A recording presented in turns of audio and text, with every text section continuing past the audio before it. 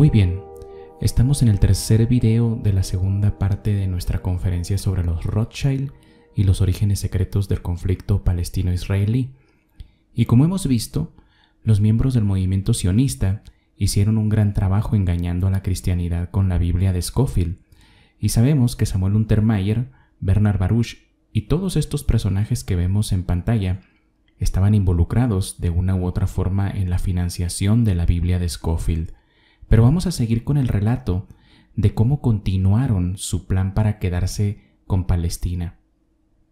Como vimos en el video anterior, Theodor Herzl propuso en el libro El Estado Judío que la Jewish Company comprara tierras baratas en Palestina para cumplir con el primer punto del programa sionista, que consistía en promover el asentamiento de agricultores, artesanos y comerciantes judíos en Palestina. Y a pesar de que el banco Jewish Colonial Trust se vio en dificultades para poder acumular el dinero para comprar el charter de propiedad de Palestina, este objetivo en realidad era a largo plazo, por lo que los banqueros y empresarios dejaron eso para más adelante y se enfocaron en comprar tierras en Palestina, aprovechando que el Imperio Otomano pasaba por una crisis que obligaba a muchos caciques árabes a vender sus tierras a precios de risa. Ahí es como empieza la verdadera colonización, de una forma paulatina. Como bien lo había dicho Theodor Herzl, no iba a ser a través de una migración agresiva, sino más bien a través de una infiltración. Una de las personas que se involucró muchísimo en financiar los asentamientos en Palestina, aparte de la familia Rothschild obviamente,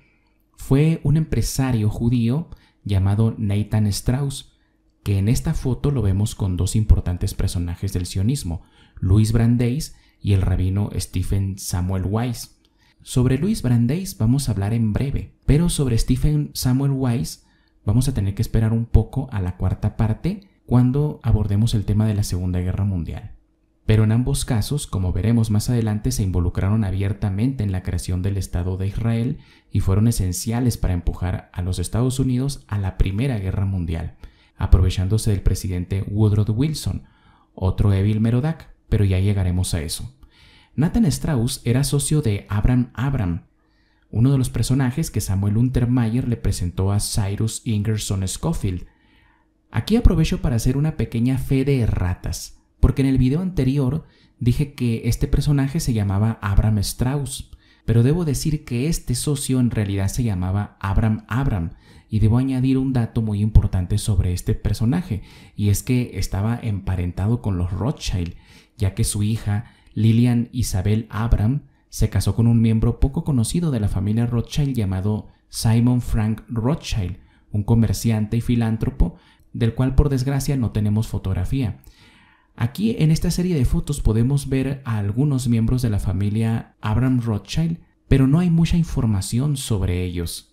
Otro socio de Abraham Abram era Isidor Strauss, hermano de Nathan Strauss, de ahí que la cadena de tiendas que tenían estos empresarios adoptara el nombre de Abram and Strauss. ¿Qué es lo verdaderamente importante sobre Nathan e Isidor Strauss? Pues resulta que estos eran hijos del comerciante y empresario judío alemán Lazarus Strauss, cuyo padre, Isaac Strauss, de quien no tenemos fotografía, fue junto a Mayer Amschel Rothschild, uno de los financistas de Napoleón Bonaparte, y tenía tanta influencia sobre él que en el año 1806 le encargó a Napoleón Bonaparte que desarrollara un concepto para la emancipación de los judíos en Bavaria, en la orilla izquierda del río Rin. De hecho, el apellido de Isaac Strauss no era tal, pero adoptó el apellido Strauss en 1808 tras un decreto napoleónico. Esto es una muestra de lo que ya les he dicho en otras ocasiones: nunca se enamoren de ninguna figura política e histórica, porque todos tienen sus lados oscuros y ligados de una u otra forma a los falseadores de la cultura. La familia Strauss tenía gran influencia en Estados Unidos, no solamente a través de sus negocios empresariales, sino también en la política. De hecho, Nathan Strauss se desempeñó como comisionado de parques desde 1889 hasta 1893. Al año siguiente, en 1894, fue seleccionado por el Tammany Hall para postularse a la alcaldía por el Partido Demócrata, pero se retiró de la contienda cuando sus amigos en la sociedad amenazaron con rechazarlo si lo hacía. Esto no evitó que en el año 1898 se convirtiera en presidente de la Junta de Salud y comisionado del Departamento de Salud. Volviendo al tema del Tammany Hall, recuerden que ya hemos hablado de esta institución en otra conferencia, concretamente en la de la Kosher Nostra, donde dijimos que era el brazo político del Partido Demócrata y que fue dirigido por mucho tiempo por católicos irlandeses, por lo cual, a través de esta institución, se pudo ayudar a varios inmigrantes a acceder a la política, incluidos no solamente irlandeses, sino también judíos, italianos y otros. Sin embargo, como sus dirigentes eran irlandeses, pues sí se favoreció mucho más a esta comunidad, lo que llevó a que el Tammany Hall tuviera gran influencia política en favor de la comunidad irlandesa.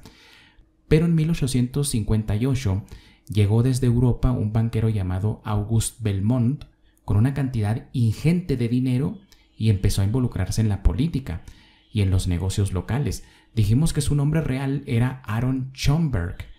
y era un judío que había estudiado en la Universidad Philanthropic, creada por los Rothschild para preparar agentes que posteriormente trabajarían para sus intereses. O sea que el dinero que traía August Belmont era de la familia Rothschild y empezó a comprar a los políticos del Tammany Hall hasta que tomaron el poder.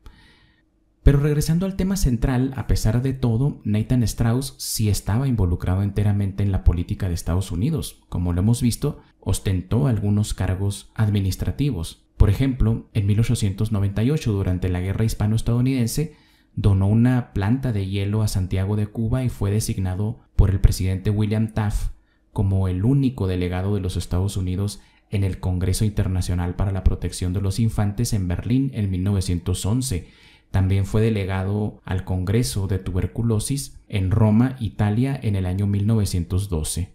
Otro de sus hermanos, llamado Oscar Salomón Strauss, fue secretario de Comercio y Trabajo de los Estados Unidos durante la presidencia de Theodore Roosevelt entre el año 1906 y 1909 y se convirtió en el primer secretario judío del gabinete de los Estados Unidos. Pero lo más importante es que también sirvió en 4 administraciones presidenciales como representante de Estados Unidos ante el Imperio Otomano, donde pudo estar bien informado e influir sobre la situación del Imperio Otomano y trabajar abiertamente por el plan de colonización de Palestina. Como dato a tener en cuenta, Isidore Strauss fue uno de los tantos que murió en el Titanic en esa noche trágica, y se dice que se oponía a la creación de la Reserva Federal y al Banco Central estadounidense, aunque no era banquero. En ese viaje también murieron Benjamin Guggenheim y Jacob Astor, que se dice que eran opositores a la creación de la Fed.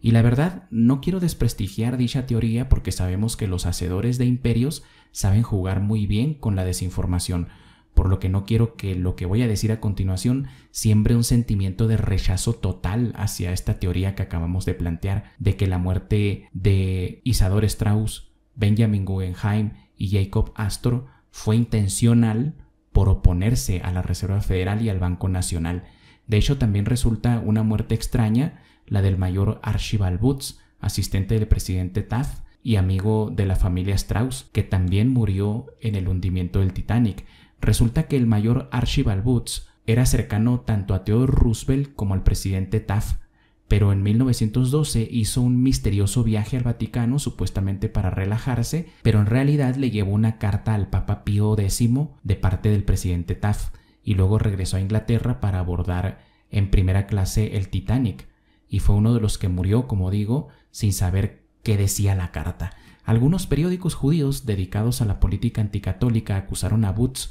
de estar en una misión secreta para ganar el apoyo del Papa Pío X en las próximas elecciones, y otros dicen que simplemente llevaba una carta personal de Taft para agradecerle al Papa por elevar a 3 estadounidenses al rango de cardenal y también para preguntarle cuál era el protocolo social para saludarlos en sus nuevas funciones. La verdad, como siempre, va a quedar en la oscuridad por desgracia.